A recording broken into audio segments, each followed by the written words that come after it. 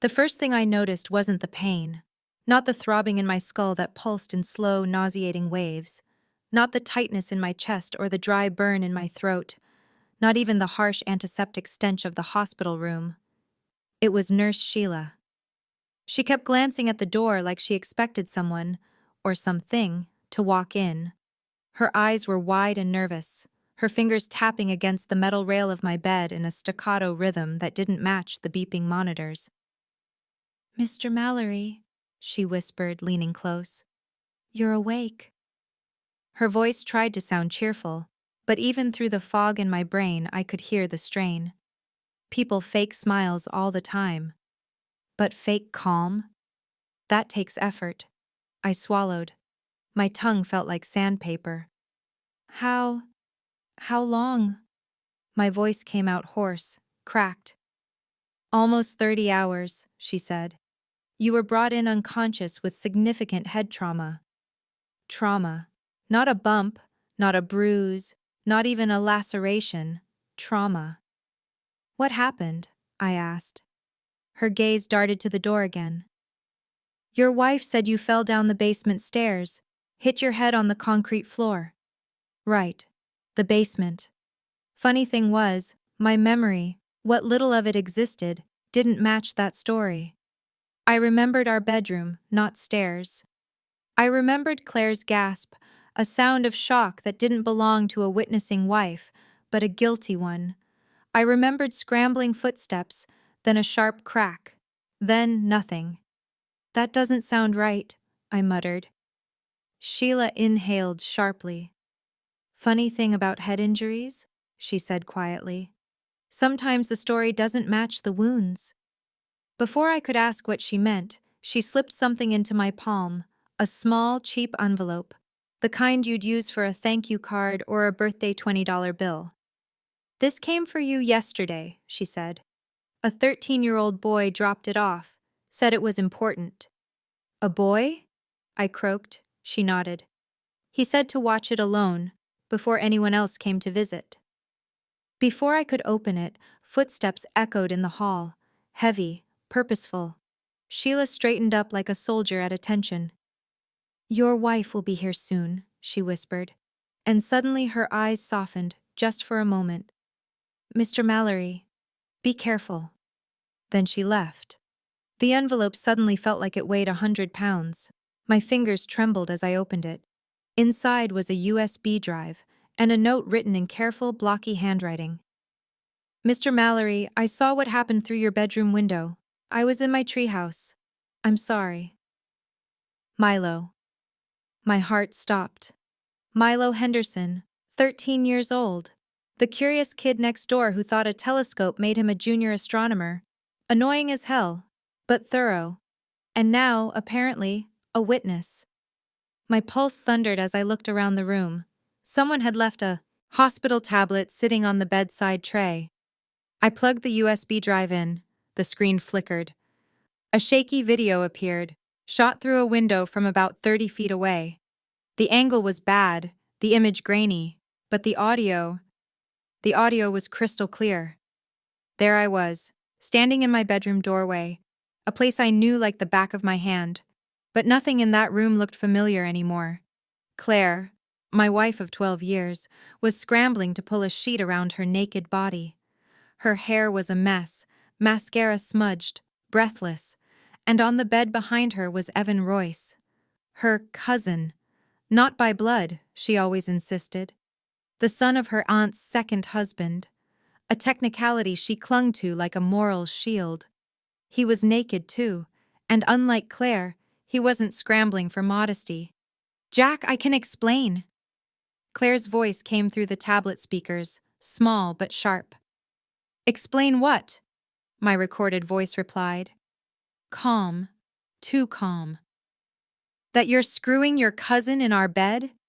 "He's not my blood cousin," she snapped immediately. Even caught red-handed, her priorities were impeccable.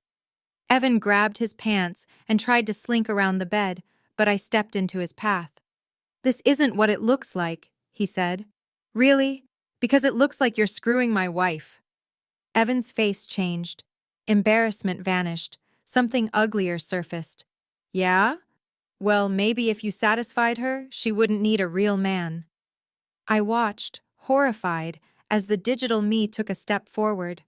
I knew myself well enough to recognize that walk. Shoulders stiff, fists flexing, breathing slow. That was my danger walk. You? I said. A real man? You're 38 and you've never held a job longer than 6 months. At least I don't smell like sawdust, Evan growled. Then he moved. He grabbed a heavy glass award from Claire's dresser, some corporate recognition trophy she once bragged about, and swung it. The blow connected with my temple. I staggered. He swung again, harder. The second strike hit my jaw. The third, an overhead slam, dropped me instantly. Claire screamed, "Evan, stop! You'll kill him!" "Maybe I should," Evan snarled. "Maybe that's exactly what we need." "No," Claire hissed. "No. If he dies, they'll investigate. They'll find out about us. We need him alive. Help me carry him to the basement. We'll make it look like he fell." The video ended. I stared at the blank screen, feeling my heartbeat in my fingertips. I replayed Claire's voice in my head. "Help me carry him to the basement. We'll make it look like he fell. We need him alive." 12 years of marriage, gone in an instant. Destroyed by a glass award and a pair of naked liars. The hospital door opened. Claire walked in. Her smile was soft, warm, convincing, Oscar-worthy. "Jack!" she cried, rushing to my bedside with a bouquet of flowers. "Oh, honey, you're awake! I was so worried." I had to force myself not to flinch from her touch. "How are you feeling?" she asked, voice trembling just the right amount. "The doctor said you might have memory loss." "I'm fine," I lied. "Just tired." "Do you remember what happened?" she asked. Her eyes, those green eyes I once loved, held nothing but calculation. "No," I said. "Nothing after dinner." Relief flashed across her face so fast I almost missed it. "That's normal," she said quickly. "You fell down the basement stairs, hit your head. It was awful. There was so much blood. I thought I lost you." I stared at her, pretending to be the perfect wife. "Where's Evan?" I asked casually. "Evan?" she repeated too fast. "Why would you ask about Evan?" "He's been staying with us, hasn't he?" She hesitated, a thin crack in her facade. "Yes, but he left yesterday morning. Job interview in Portland." Lie. Every word. Before I could push further, someone knocked. Detective Donna Harker walked in. Mid-40s, tired eyes, the kind of cop who could smell lies the way a dog smells fear. "Mr. Mallory," she said politely. "Just a few routine questions." Claire stiffened beside me. "He just woke up," she protested. "Is this really necessary?" "Yes," Detective Harker said without looking at her. Her eyes pinned me like a needle through fabric. "Do you remember falling down the stairs?" "No," I said. "Nothing." She didn't blink. "Your injuries are severe for a fall." Claire squeezed my hand. I felt nothing. Detective Harker finished her questions and left. The moment she did, Claire exhaled like she'd been underwater for 10 minutes. "That was strange," she said shakily. "Why would they send a detective for an accident?" "Maybe it's standard procedure," I replied. She didn't seem convinced. When she finally left to get rest, I waited 10 minutes and picked up the phone. "Detective Harker?" I said when she answered. "This is Jack Mallory. We need to talk." "It wasn't an accident. It was attempted homicide." There was a long, heavy silence. "I'll be right there," she said. 10 minutes later, she returned, this time with a laptop. "Show me," she ordered. I played the video again. She watched it twice. Not a muscle moved in her face. "This is damning," she said finally, "but it might not be admissible." "I don't care about court," I said quietly. "I care about staying alive." She looked at me, then closed the laptop. "All right," she said. "We'll bring them in." but her next words chilled me more than the attack itself. Mr. Mallory, if this doesn't stick, they will know you, remember everything, and that will put you in even more danger. I'm already in danger, I whispered. And for the first time since waking up, the truth settled in my bones like ice. My wife didn't just betray me. She tried to kill me. And if I wasn't careful, she would try again. Detective Donna Harker stared at the screen so long I thought she'd turned to stone. The room was dark except for the glow of Milo's shaky phone footage, the grainy recording of Evan Royce smashing my face with the glass award, the blood dripping down my temple, the way my body went limp.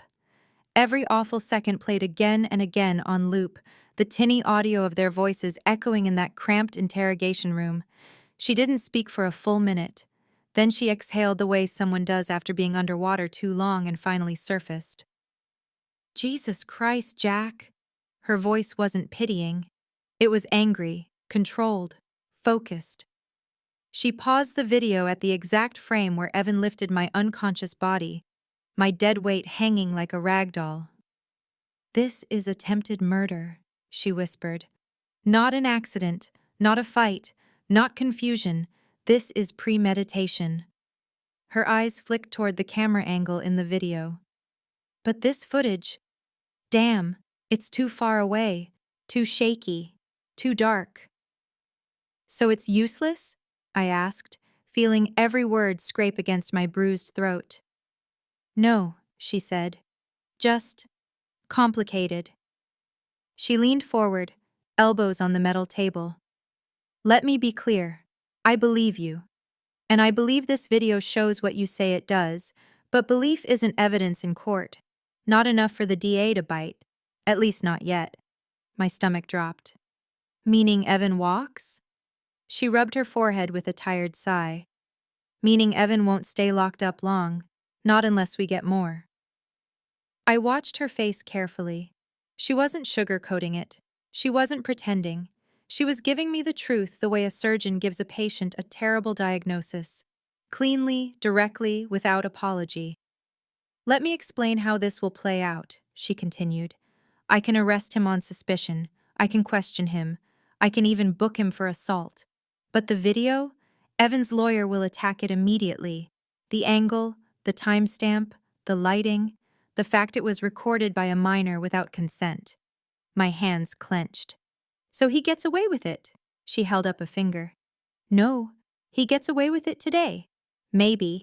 But that doesn't mean he gets away with it in the end. Her voice had steel in it. Let me worry about the legal side, she said. You focus on staying alive. Evan Royce was arrested at 7:42 a.m. By 11:50 a.m., he was out on bond. I was checking myself out of the hospital when Detective Harker called me with the news. You knew this was coming, she said. You're a smart guy, Jack. Don't be surprised. Be prepared. When can I come? In to give another statement? When you're stable enough to stand longer than 10 minutes, she said. Your vitals still look like you went 12 rounds with a chainsaw. I'm fine. No, you're pissed, she corrected. There's a difference. She wasn't wrong. I left the hospital against medical advice. They didn't fight me too hard, mostly because I wasn't leaving through the front door. Pete drove his old Jeep around to the side entrance, the one that employees used for smoke breaks. Seeing him was like seeing a lifeline.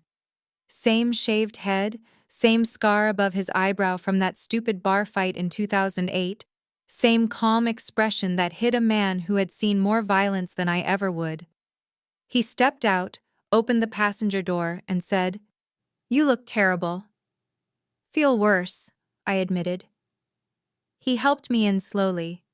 My ribs screamed the moment I sat. You watched the video?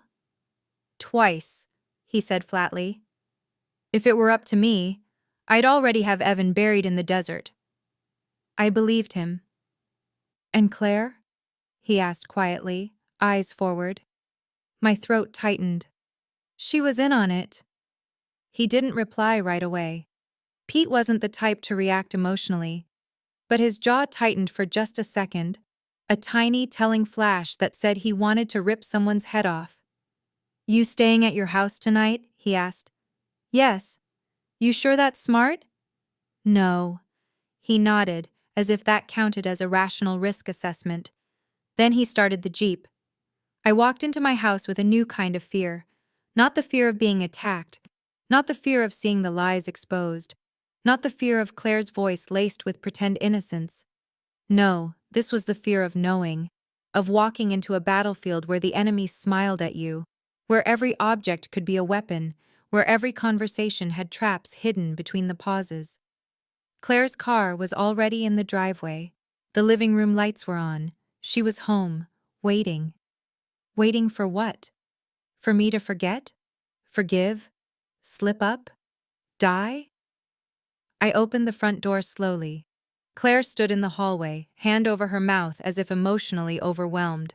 She rushed to me immediately. Jack, oh my God, why didn't you call? I would have picked you up. Her voice dripped with performative concern. Too sweet, too bright, too fake. I managed, I said, brushing past her. She followed like a shadow. Honey, you should have waited one more day. The doctor said your blood pressure. Where were you last night? I asked suddenly. She froze, just for half a second, but I saw it. I was here, she lied. She said it too fast, too confidently, too rehearsed. Detective Harker says she interviewed you for 2 hours. Her eyes widened. She did. Yes, I forgot. Everything has been so overwhelming. Forgot. She forgot being interrogated by police about her husband's attempted murder. She stepped closer, reaching for my arm. Jack, can we not fight? Please? This has been so traumatic, I've barely slept. I pulled my arm away. Neither have I. Her expression flickered, annoyance breaking through for one sharp second before she buried it under concern again. Did the detective tell you anything? She asked casually. Too casually. She told me they don't know much yet, I lied. Still investigating. Claire nodded slowly, eyes narrowing just a bit as she studied my face. She was trying to figure out what I remembered. How much. If I knew. I walked into the kitchen. She followed. Do you need anything? She asked. A lock? I said. She blinked. A what? A lock for the bedroom door. She laughed awkwardly. Jack, why would you need that? To feel safe. Her smile faltered. For the first time, I saw something raw behind her mask. Fear or anger. Maybe both. Is that really necessary? She whispered. Yes. I stared directly at her. She didn't argue again. At 9:08 p.m., after Claire finally went to bed, alone, I walked into the garage and closed the door behind me. The smell of oil and metal was comforting, real, honest. I sat on a stool, every muscle aching, and called Pete. He answered on the first ring. What's the plan? He asked. I need surveillance, I said. Cameras, audio, phone cloning, GPS, everything. He didn't hesitate. I'll bring my gear at sunrise. I'm not waiting, I said.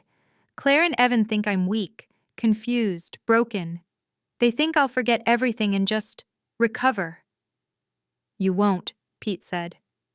No, I whispered. I won't. A long silence stretched between us. You're scared, Pete finally said. Yes. Good, he replied. Fear keeps you alive. He paused. And Jack? Yeah? Don't go after them, not physically. Let me build the case. I breathed out slowly. I'm not planning to touch them. Then what are you planning to do? I looked up at the security monitors I'd installed years ago. The blank screens reflected back a version of myself I barely recognized, bruised, fractured, humiliated, betrayed, but alive. I'm going to destroy them, I said quietly. But I'm going to do it the right way. Pete didn't argue. Because he knew this wasn't rage. It was clarity. The kind you get when someone steals your life and expects you to stay quiet. At midnight, I heard Claire's voice through the ductwork. She was on the phone, whispering, afraid. "You said he wouldn't remember anything," she hissed. "But he's asking questions. He's acting different. He's— No, I told you he seemed confused. But now— I don't know. I don't know, Evan. Just come tomorrow. We need to talk." She paused. Then she whispered something that made my stomach twist. "Yes, I love you too." She hung up. I sat alone in the dark garage, the house quiet above me, the night settling heavy and cold. Tomorrow, Evan was coming. But this time, I would be ready. Pete arrived at dawn.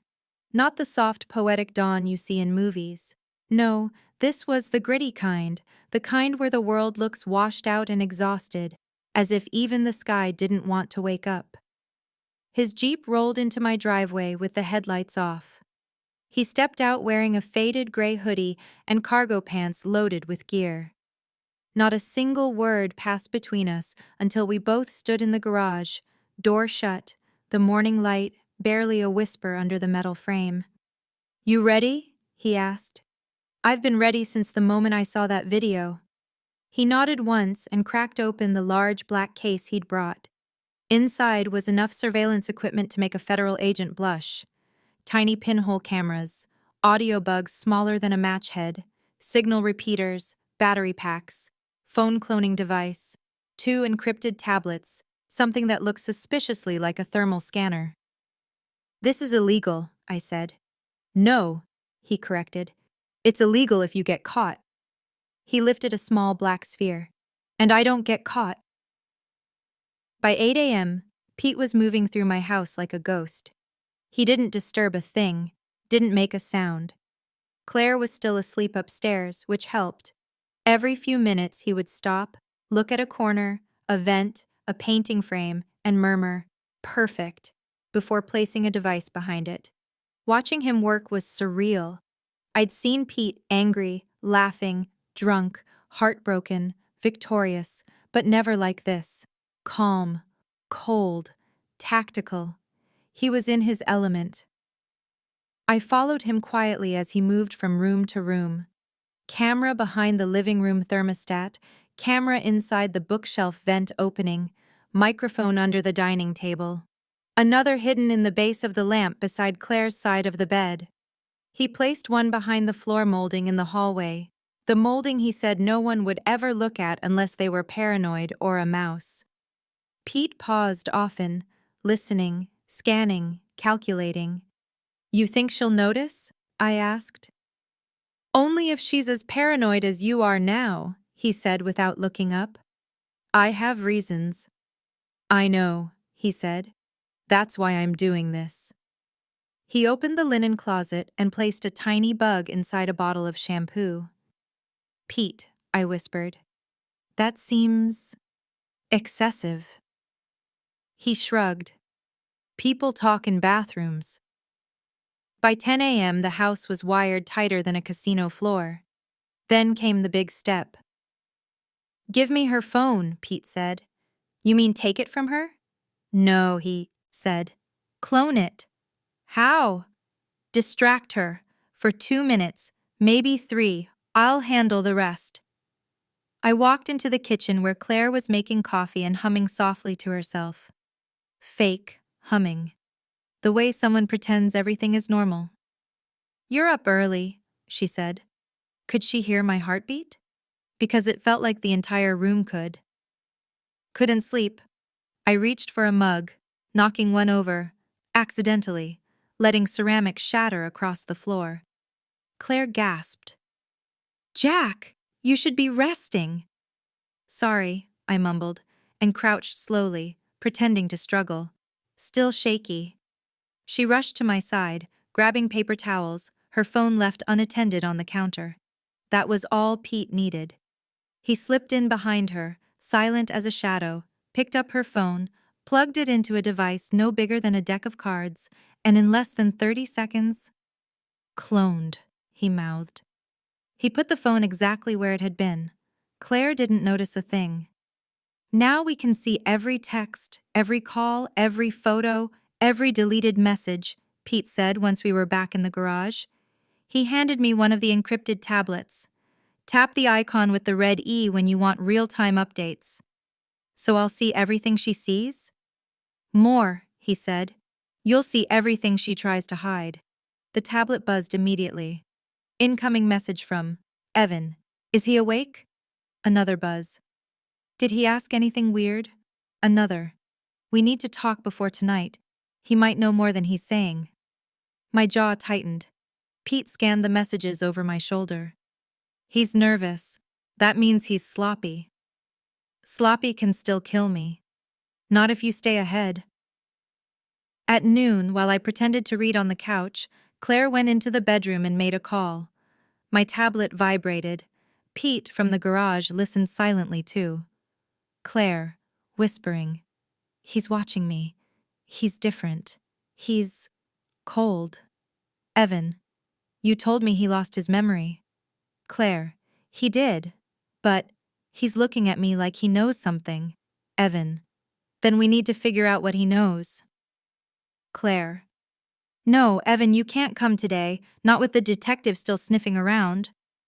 Evan, so what? Let her sniff. Claire, she asked me about you, about your record. Evan, angry whisper. Don't talk about my record over the phone. There was silence. A long one. Then Claire said something that turned my blood cold. Claire, you promised none of this would blow up in our faces. You said this was finally our chance at a real life. You said we'd be able to. She lowered her voice so much the microphone almost didn't catch it. Claire, get the money. Money? What money? My pulse spiked. Pete leaned forward, eyes narrowed. There it is. There what is? The motive, he said. Affairs don't usually motivate murder, but money? Money does. By 2 p.m., Pete had already run background checks, phone traces, financial lookups, things normal people couldn't do legally. He pulled me aside with his tablet. You need to see this. On the screen was Evan's name, and next to it, a string of charges that made me sick. DUI, public intoxication, evading police, domestic disturbance, 2 restraining orders, multiple debt accounts and collections, and then a recent bank deposit, $25,000 in cash. My voice cracked. Where the hell did he get that? Pete tilted the screen. Where do you think? My wife? She gave him a... No, Pete said. Claire doesn't have $25,000, not legally, not in any account I've checked. But Evan? He's suddenly flush with cash. That's not coincidence. You think? He was paid. Pete didn't answer. He didn't need to. At 4 p.m., my tablet lit up again. Claire texting Evan. Come later tonight. He'll be asleep. Another message. We need to finish what we started. Another. I can't live like this. I can't pretend anymore. Pete looked at me. You're not staying in the house tonight. Yes, I said. I am. No, Pete said firmly. She's planning something. They both are. I'm not leaving my house. If they corner you at night, you're done. I stared at the garage door leading into the house, the same door Evan had probably planned to walk through later. Finally, I said, I'll stay, but not unprepared. Pete nodded, though he wasn't happy. You have 2 rules, he said. 1, don't sleep. At all. Not even for a second. And the second? If they make a move, you don't fight. You don't confront. You record. Every single thing. I exhaled slowly. And then what? Then, Pete said, closing the case, we bury them. At 7 p.m., Claire cooked dinner as if nothing were happening. She even lit candles. She kept glancing at me between bites, smiling too much, talking too sweetly, touching my arm like she used to before everything turned into poison. She was acting like a woman trying to seduce someone she planned to kill. My tablet buzzed under the table every few minutes. Messages from Evan. Park 2 blocks away. I'll come in through the back door. Does he take his meds? Did he fall asleep? Claire replied, Soon. Soon. The word felt like a blade pressed against my throat. At midnight, Claire turned off the lights and pretended to go to bed. She told me she was emotionally exhausted and needed rest. But the bugs told a different story. She wasn't sleeping. She was pacing, waiting. And at 12:32 a.m., her phone lit up with a message from Evan. I'm here, Claire whispered. Back doors unlocked. From my hiding spot in the dark garage, I watched the live feed on the tablet. Evan slipped silently through the back door wearing gloves. Claire met him in the hallway. She kissed him, hard, then whispered, Let's finish this. And I knew. Tonight wasn't a scare tactic. Tonight wasn't an argument gone wrong. Tonight was attempt number 2. And this time, they weren't planning on me surviving. Evan stepping into my house that night was like watching a wolf walk into a barn of sleeping animals. Only this time, I wasn't asleep. I wasn't clueless. I wasn't broken. I was waiting. In the dark, from the garage, I watched their every move through the tablet, the grainy night vision feed from the dining room camera, the audio from the hallway mic, the angle from the vent cam capturing shadows stretching like claws along the hardwood floor. Claire closed the back door silently behind him. Evan didn't speak at first. He just looked around nervously, scanning the room with a predator's twitchiness. Where is he? He whispered. In the bedroom, Claire said. He took the pills 2 hours ago. He should be knocked out. My pulse hammered. I hadn't taken the pills. I hadn't even opened the bottle. She kept talking. Just be quick, Claire whispered, gripping Evan's arm. Please, I can't do this anymore. Evan leaned forward, brushing her hair back. I'll take care of it. Take care of it. Not threaten me, not scare me, not argue with me. Take care of it. The phrase tasted like poison. I zoomed in on the monitor. Evan pulled something from his jacket. Latex gloves, then a small plastic bag. Inside it? My sleeping pills. Crushed.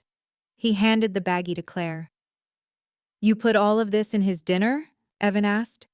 Claire nodded. Her voice didn't tremble. Not even once. I did. Lie. She had watched me closely at dinner, trying to read my face. She believed I ate enough to knock out a horse. She believed Pete's warning was paranoia. But she was wrong. So very, beautifully wrong. Meanwhile, in the garage, Pete's earlier words echoed in my skull. Do not confront them. Do not fight them. Record everything. He knew they might try again. He had prepared for it. So had I. My grip tightened around the phone. I texted Pete. They're inside. Plan is happening. Recording everything. Pete replied instantly. I'm coming. Stay hidden. But he was at least 15 minutes away. Enough time for the wrong thing to happen. The very wrong thing. Evan moved down the hallway, slow and calculated, the way someone does when they know the walls have ears but believe no one else does. Claire followed 2 steps behind. Every movement was cold, efficient, practiced, like they'd rehearsed this. Maybe they had. Maybe the night in the video, the night he tried to murder me, wasn't a chaotic fight, but a badly executed plan. And tonight? Tonight was them fixing their mistake. From the vent cam above the hallway, I watched Evan approach the bedroom door. He paused, tilted his head, listening for breathing. The hallway mic picked up his whisper. Is he snoring? No, Claire said, but he wasn't snoring last night either. Because I wasn't asleep. Because I wasn't drugged. Because I didn't drown in my own stupidity twice. Evan pushed open the bedroom door. He stepped inside. Claire followed. The camera in the bookshelf gave me the view. The neatly made bed, the blankets arranged to look like a body underneath, the pillow shaped with care, fabric puffed in all the right places, Their silhouettes entered the room. Evan walked toward the bed. Claire stood near the wall, trembling just a little, maybe from fear, maybe from adrenaline, maybe from the weight of what she knew she was about to do. Evan leaned over the blankets, staring, studying. "Huh," he whispered. "He doesn't look right." Because it wasn't me, just a body-shaped illusion, stuffed with clothes and pillows, classic trick, Pete had said. "If they're dumb enough to try again, they'll think you're asleep. Give them something to believe in." Evan poked the blanket with 2 fingers, then pulled it down, saw nothing but bundled shirts. He jerked back, eyes wide. "Claire!" Before he could finish, Claire gasped, stumbling backward. "He's not here! Oh my God, Evan, he's awake! He's awake!" Her panic was real, not for me, but for herself, for her future, for the plan falling apart. Evan cursed under his breath. "Fuck! He's hiding!" Still whispering, still frantic, still stupid enough to say it aloud. Claire grabbed his arm. "What do we do?" A beat of silence. "Finish it," Evan said. "Finish it. Not talk, not explain. Finish it." Evan took a step toward the hallway. Claire followed. And in that moment, watching from the safety of the dark garage, I understood something that snapped everything into focus. Claire wasn't a hostage. She wasn't manipulated. She wasn't confused. She was committed, willing, planning, eager. The betrayal wasn't passive. It was active, deep, rooted, rotten, complete. My tablet buzzed with another message from Pete. "Call 911. Now, before they do something stupid." But I couldn't call yet. Not until I had everything. Every word. Every action. Every damning sentence. So instead, I kept recording. Evan and Claire searched the living room first. Then the kitchen. Then the guest room. Claire's voice shook, but not with guilt. With fear she might be caught before finishing the job. "What if he's outside?" she whispered. "Then stay here and keep watch," Evan said, moving toward the garage. The garage, where I was. My heart slammed against my ribs. But I wasn't stupid. I wasn't standing where the door opened. I was hidden behind the row of storage bins, out of view, crouched low, phone in hand, tablet screen dimmed to the lowest brightness. Through the door crack, I could see the silhouette of his boots approach. He listened, silent, still. He placed his hand on the doorknob, and I swear on my life, everything in me froze. The knob turned, slowly. The door creaked open an inch, 2 inches. He exhaled softly, like he could taste the air.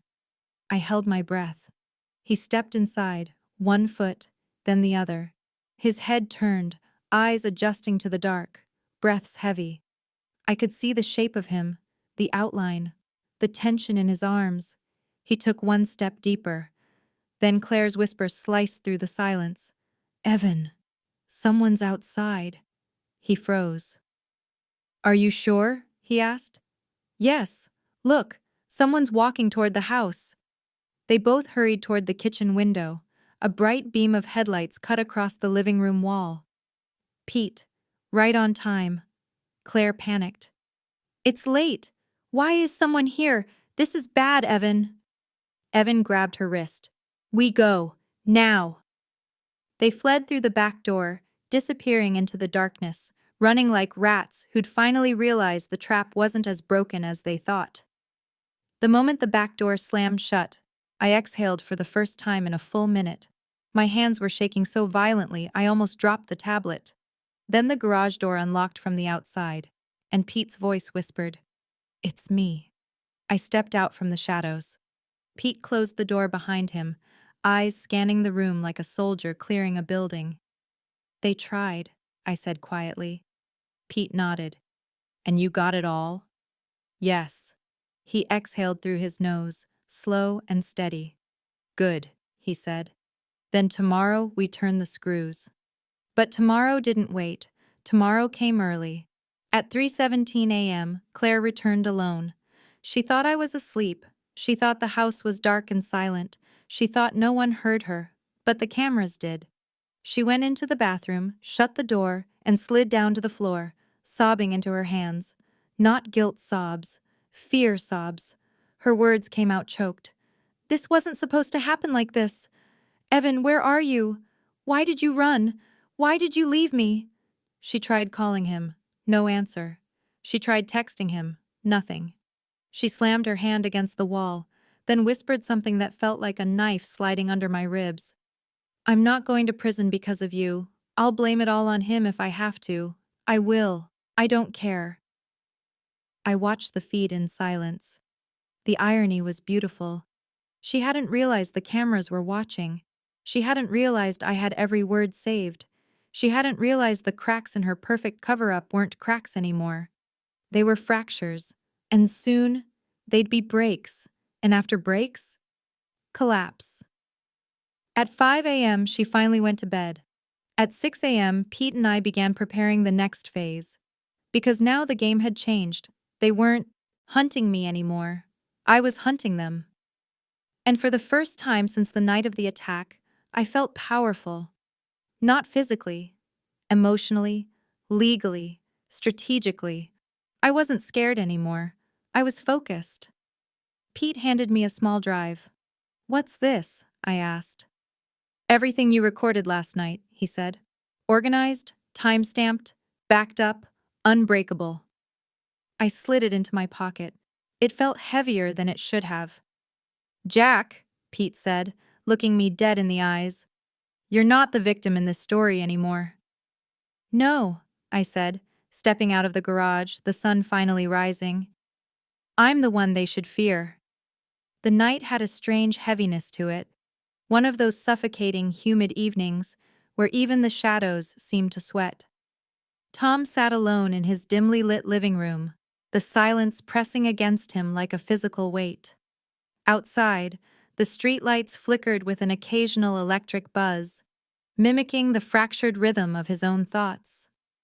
He had replayed the DNA results so many times that the letters and numbers felt tattooed behind his eyelids. Not the biological father. 0% match. Not a mistake, not a glitch, not a maybe. A truth so sharp it could shred bone. He leaned back, the leather of the old recliner groaning beneath him. This chair had been his throne during late-night feedings, superhero movie marathons, school project emergencies, and feverish nights when little Kloe curled on his chest and cried because her legs hurt from growing too fast. He had rocked her in this chair, sang to her in this chair, promised her the world in this chair. And now the chair felt like a coffin. A faint sound drifted from the kitchen, the clatter of glass, the refrigerator door opening. Tessa. She was still awake. Of course she was. Tom rubbed his temples. He didn't want another argument. His body felt bruised from their previous fights, emotional bruises, deep and ugly. But there was something he needed to do, something he had avoided for 16 years, something he feared more than any truth that could bleed from paperwork or laboratories. He had to talk to his daughter. He needed to hear her truth. Tom stood, each step toward the hallway feeling heavier than the last. His heart thumped like it was trying to escape his chest. The hallway seemed longer tonight, stretched by dread. Chloe's bedroom door glowed faintly with purple LED lights seeping from underneath. He raised his hand, knocked once, soft, unsure. "Yeah?" Chloe's voice floated through the door, tired, irritated, 16. Tom swallowed the shard in his throat. "Can I come in?" A pause, then the sound of feet shuffling. The door opened halfway, revealing Kloe in an oversized hoodie, messy bun, mascara smudged at the corners from the emotional hurricane earlier. Her eyes flicked away from him. "What?" Tom stepped inside. The air smelled like strawberry shampoo and vanilla candles. The ceiling was littered with glow-in-the-dark stars he had stuck up there with her when she was 8. He remembered the day clearly. She climbed on his shoulders laughing, insisting she wanted the whole galaxy. The memory stabbed him now. His voice cracked, surprising him. I need to talk to you, not as anything else, just as your dad. Chloe's shoulders stiffened.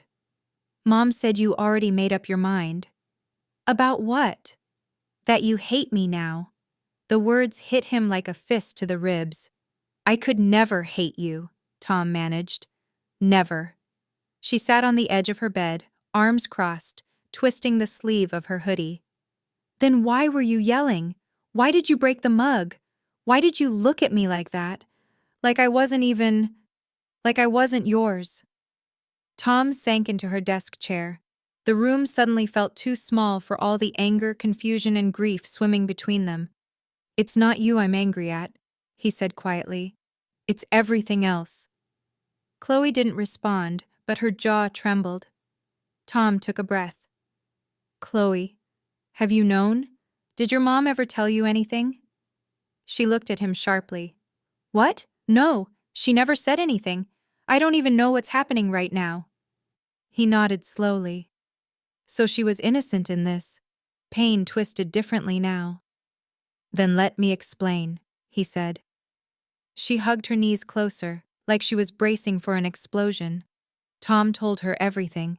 The test, the doubts, the growing cracks in his marriage, the truth he didn't ask for, but couldn't avoid. When he finished, her hands were pressed tightly over her mouth, eyes filled with tears that reflected the purple LED light like tiny crushed gemstones. She whispered, So, you're not my dad? No. He reached forward. I am your dad. Every day of your life, in every memory you have, in every way that matters. Her tears streamed freely now. But not by blood. He nodded, throat burning. Not by blood. Then, who? Who is my real dad? Tom felt the question like a lightning bolt straight to his spine. He had no answer. Only a storm of anger and betrayal swirling behind his ribs. I don't know, he admitted. Chloe looked down at her hands. Why would Mom lie? Why would she let you raise me if— Because you're the best thing that ever happened to me, Tom cut in. And maybe she knew that. Maybe she used that. I don't know. But Chloe, you are my daughter. Nothing changes that. She finally met his eyes. Really met them. Searching, breaking, hoping. Do you mean that? Tom stood, crossed the room and sat beside her. He pulled her into a shaky embrace. She collapsed against him, sobbing into his chest like she did when she broke her wrist at age 9. I mean it, he whispered into her hair. You are my child. No test can rewrite the last 16 years. Her fingers gripped the fabric of his shirt, trembling. I'm scared, Dad. So am I. They stayed like that for a long time, father and daughter. Two wounded souls clinging to the only truth that still felt real. Each other.